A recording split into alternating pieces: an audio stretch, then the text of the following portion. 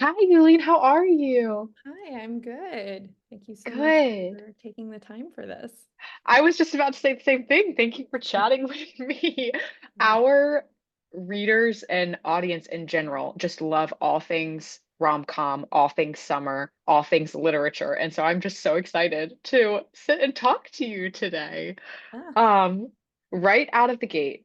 Um, this summer is all about, I feel like, little treat culture, beverages, books. So I would love to start out by just hearing your process for pairing up um, books with drinks and figuring out like what goes best together. yeah. So I so I've always kind of been like the eternal student type. And so when I was going into my book tour, I wanted to create the syllabus of books that were like, these are the texts that I think are worth studying and doing something interesting in the genre. And then of course it's like intentions are always so grandiose at the outset. And then the reality of scheduling, it's like I did not have time to do that at all. And so when Jadot reached out to me about this, I was so thrilled because I was like, yes, my syllabus, I can create it at last. And I really loved that they have this emphasis on like approachability when it comes to their wines. Hmm. Because I think for a lot of people, like myself included before this, um, I think especially Burgundy wines can be a little bit intimidating because there's just like so many French words that you can mispronounce. And so I loved that they wanted to make it approachable with these like book pairings, and they were such good partners when I sent them my list. And I was like, okay, I think this and this and this and this, and they kind of gave their feedback as well. And so it was a really fun process. I will say I think for some of them, like my reasoning was like, because I think Lucy Maud Montgomery would like the word Chablis. So it's like less about the taste and more about the vibes. But I think that can be equally important. We're curating Yes. here. Yes. Do you have any snacks that you're also pairing with these books that you can shed light on your favorite snacks? Yeah. So I think the snacks are kind of like built with the wines in mind. So for instance, The Love of My Afterlife by Kirsty Greenwood, which just came out yesterday, and I'm very excited for it. That I paired with the Macon Village Chardonnay. And that one's like excellent as an aperitif, so it's actually like good on its own. Mm, Whereas the I Hope This Finds You Well by Natalie Sue, which is kind of like a women's fictiony romance, so a little bit lighter on like the spice. mm, That one I paired with the Pouilly Foussé, and so that for that one, it goes pretty well with like chicken or shellfish. And then the Summertime Punchline by Betty Carello, which is about like a comedian in New Jersey, which I love. That one I paired with the I want to say Bourgogne, or is it Bourgogne Blanc? See, this is what I'm saying. I'm like, I need to find ways to pronounce these things. Anyway, no, I feel that you. one I paired with that a white, and it kind of goes well with a charcuterie, which I think is fun. Mm, And especially like a spreadable snack cheese, like goat cheese, mm. something like that. Wait, okay. Do you have like a dream or a favorite charcuterie spread now that we're on the topic of charcuterie? Ooh. I mean, I love nuts. Like I especially love like any type of nut that has some sort of flavoring on it. So like something with rosemary and like salt on Mm, that. I love like a truffle nut. It's like a good source of like flavors and like kind of a hmm. light protein, so it feels kind of healthy. Apricots are great. And then I love a meat spread as well. So Yeah. any kind of like pepperoni, salami, and then yeah, I love any kind of cheese that has like a hint of garlic, which I know makes me like less kissable, but you know, you wash it down with your favorite Jadot wine and you're instantly in the clear, I think. Absolutely. Plus, you fight off vampires, so it's a win-win. Exactly. So, talking about kind of little treats and snacks and et cetera, in that vein, I would love to know if you have a either a beverage or a snack that you think your book characters might gravitate towards, whether it be your own book characters or a favorite book character of yours? Ooh, okay. So I feel like my book characters, I think Helen would like, let me find which one is the one. She would like a red, I think. Mm, So I think the Beaujolais Village, which I also paired with the hummingbird, I think Helen would love that because I yeah. think she's kind of like old school. She's a little bit formal. Like she talks about how she feels like she was raised by like old Victorian ghosts and she's like kind of proper. And so I think that's what Helen in my book would gravitate towards. And I also think she would enjoy Hummingbird by Laverle Spencer as well. And I think that one we've paired with hors d'oeuvres and mild cheeses. And I think that makes sense. And then Grant, ooh, what would Grant like? He's like, I feel like I'm looking down the list. I think he would like the Macon Village. And I think maybe that's just because I really liked it. I think it's a really good wine. It's like I drank my way through the entire thing and like with friends. Like my friends came over and like we poured it and we were just like kind of having our own little wine sampling, which I do recommend. I feel like it's fun to Mm, have like two different wines and instantly you've elevated your gathering. You're like, oh, do you guys want to do an impromptu wine tasting? And it's like, yeah. where are we? Like Burgundy? I love it. Yes, that's amazing. And could not pass up the opportunity to talk a little bit about your upcoming Emily Henry adaptations. So exciting. I have been waiting so long for these, and I know a lot of our audience has too. Is there anything that you can tease about them or anything that you're really excited for fans of the books who love these stories to see so far in the process? Yeah, I know. Well, so I am pretty focused on Beach Read at the moment. Hmm. And that's the one I'm writing and directing, and I'm very excited for fans to get to it, but it's so hard for me to say anything because one, I feel like my Yeah. eyes reveal everything every time I say like the entire script is just like being transmitted when I look Yeah. at the camera.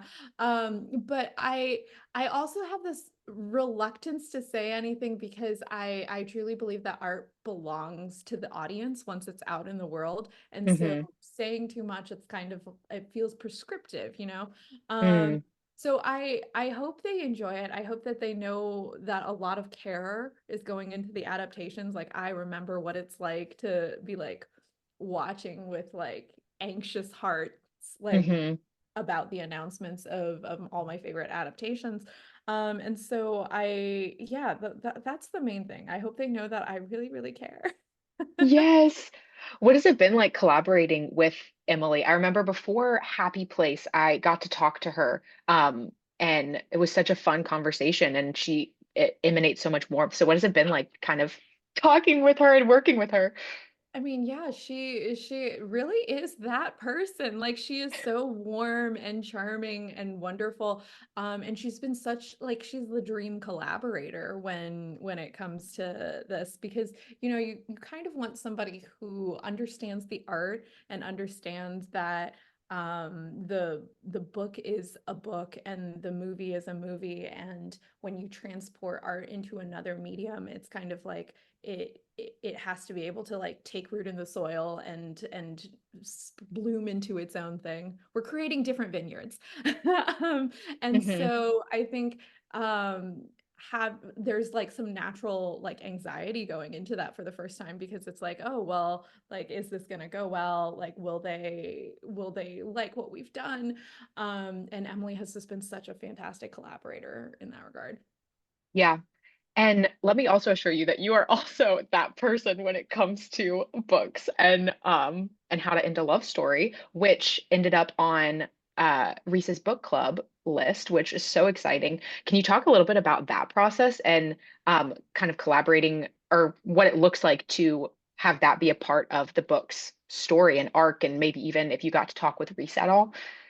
Well, I haven't gotten to speak with Reese herself, but they did send me like photos of her holding my book, which I was like, oh my God, this is like almost better than if I had a selfie with her. Yeah, Like it feels more personal. I was like, oh, it's like she's taking a selfie with my brain.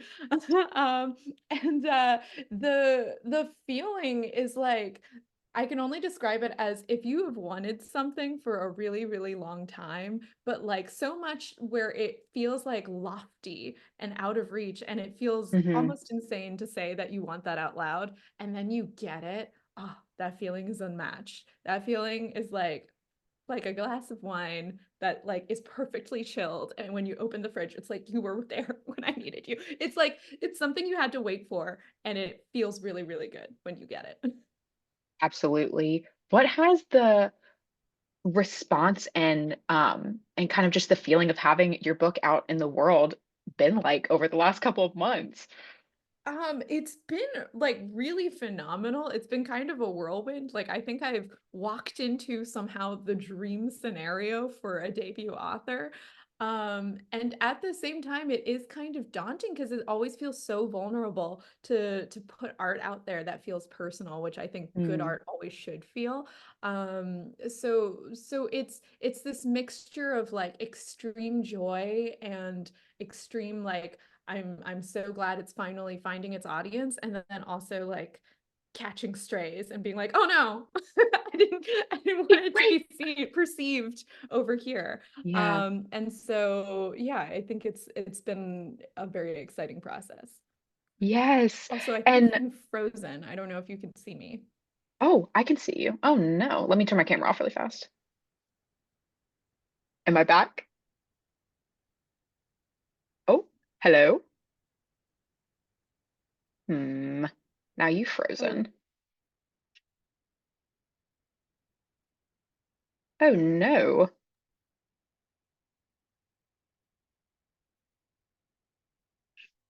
Hold on, I can shoot her a quick note. Molly, can you see me? Yes, I can see you, and I Okay. saw both of you when she said you were frozen, but now she's frozen. So let me see.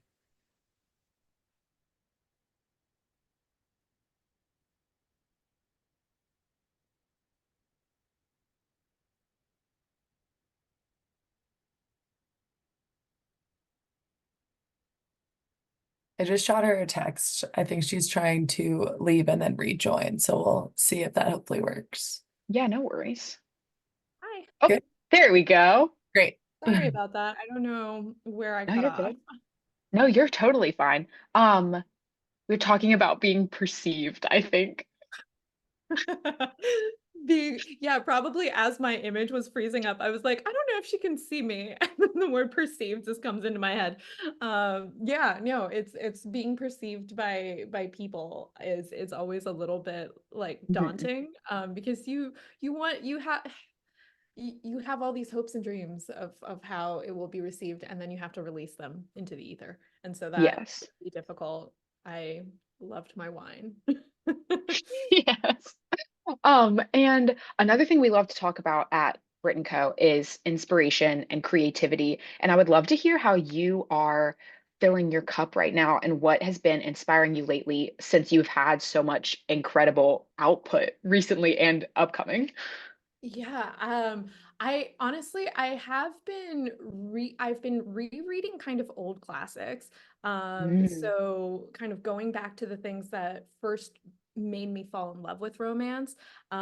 So I did start rereading Hummingbird, which is one of my like all-time favorite romance novels. I've also gone towards like more memoirs, and kind of memoirs and like diaries are things that I love, and that's why mm, I like the selected journals of Ellen Montgomery are on this list, because I like diving into other people's lives, and somehow it kind of helps to move away from like the contemporary romance space as well. So for me, it's kind of like taking these side steps where I'm still kind of on the path, but I'm taking the scenic route a little mm, bit. Like that kind of helps me. I've been watching some old movies and filling gaps in my like what I haven't like old classic movies that I haven't seen. Like somehow I had never seen Citizen Kane. And so I finally watched it and I was like, oh wow, like this is a great film. I see why people talk about it so much. But also, do I prefer it to like It's a Wonderful Life? I don't think I do. And Yeah. so kind of being able to watch these things that I've been aware of, but I haven't actually gotten around to, that has been Hmm. really fun because I think it's good to do that. I've been doing a lot of like painting in my house. So just like I like I take magazines because a while back I started subscribing to magazines because I found that everything that was coming to me was kind of coming to me through an algorithm, and I didn't Mm. mind that it was curated, but I wanted it to be curated by a human. And so I was like, Mm. how do we do that? And then I remembered, magazines exist. So I subscribed to a bunch of magazines. And so sometimes when I feel like I've been staring at screens for too long, I shut everything off and then I start painting, and I just like paint using references from magazines. And so Mm. that's been a fun way to kind of creatively fill the well again. And then just spending time with my cat, like reading, like opening a glass of wine and just like enjoying my time. I like I remember seeing this one TikTok. It was, speaking of algorithms, at one point it was somebody asked this man like what is the meaning of life? And he was like, to Mm. enjoy the passage of time. And I was like, wow, what a TikTok philosopher. Like that actually spoke Oh to my me. goodness. Yeah. And so that's kind of what I've been trying to do in terms of recharging the well, is like figuring out how to enjoy the passage of my time. Mm. Oh my goodness. Period. Mic drop. That was fantastic. That has really inspired me. My goodness. And looking towards the future a little bit, I've been asking everyone what they're excited about for summer and what, if you have anything else on your summer bucket list, I would love to hear. Ooh, on my summer bucket list, I really want to get through my TBR pile, to be honest. Like Yeah. I felt like I had been so like kind of running like on the move for so long, and I was reading as if it was homework, and now I have like this stack of books that I've started, and I'm like, ooh, there's like interesting stuff in it all. So I really want to, I'm keeping a contained TBR right now that I want to get through. And then I have an embroidery project that I want to finish, because I started watching the new season of Bridgerton, and like in one of the first episodes, there's this scene where they're all standing around talking about their favorite embroidery stitch. And I think the point of the scene is actually to show you that the girl that's standing amongst them, like she doesn't belong here. Like she's not like other girls. She doesn't have an embroidery stitch that's her favorite. And I was like, but I am exactly like other girls. My favorite embroidery stitch is the satin stitch. And it reminded me that I really wanted to pick up my embroidery again. So I have an embroidery that I would like to finish. It is of Monet's water lilies, like water garden. And it's all satin stitch, which is very exciting to me. And figure skating. I do figure skate as like a hobby. I started as an adult figure skater in 2018. And it's been one I've continued, and it's a really great time in the summer because you kind of get away from the heat, and I love feeling myself get better. And I Mm. also will be watching the Olympics. Like I will be watching the Olympics on my couch with a glass of wine, probably the rosé, which I really Mhm. love. The Louis Jadot rosé is fantastic, just for the record. And I think I'll be watching the Olympics because I love the Olympics. I love people who are committed to excellence, people who have like Mm. devoted their lives to a singular goal. Like I think I've watched it since I was a child. Like every year it's happened since I was a child. And so yeah, I'm very excited about the Paris Olympics this summer. Yes. Wait, that's so funny. I love to embroider and I just got ice skates for Christmas. Really? Ooh, I Yes. recommend to getting into a lesson, because sometimes it's like you get the skates and you totter around, but like I found doing like sports introduced me to other people, and I have a friend group now that like we we skate together, and it's like really nice. I think it's hard to find community as an adult with like a schedule.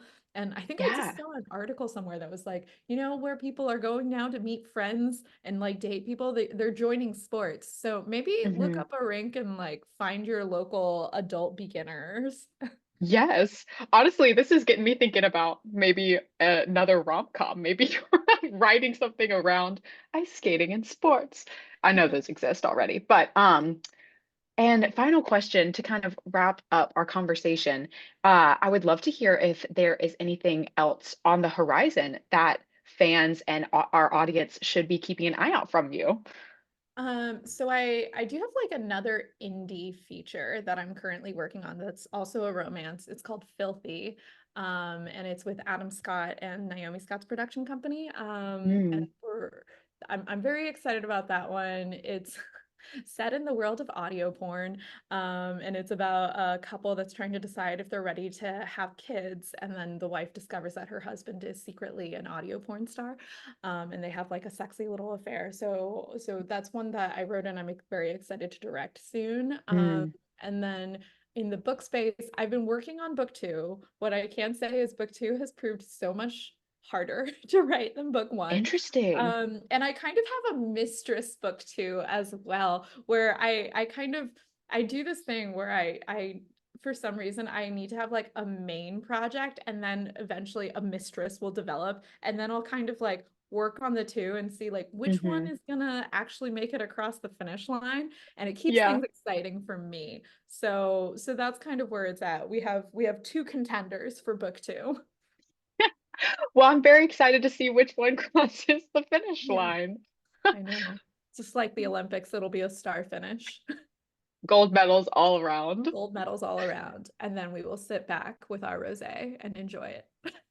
Absolutely. Well, thank you so much for taking the time to chat with me. Congratulations on all of your projects, all your success. I'm so excited to see what comes next. Thank you so much.